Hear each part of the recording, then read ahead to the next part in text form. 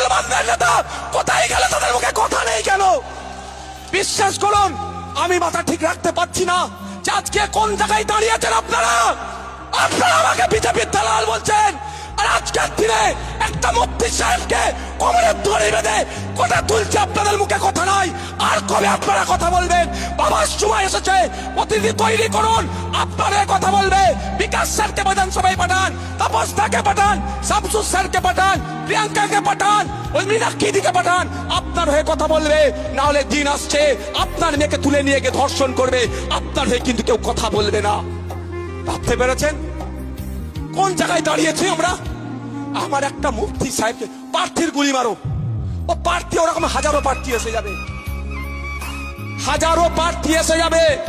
প্রার্থী নিয়ে আমি একবারের জন্য ভাবি না। ওকে জেলে রেখেই নমিনেশন করে দেখিয়ে দেবো নওশাদ সিদ্দিকীর রাজনৈতিক ক্ষমতা কত আছে।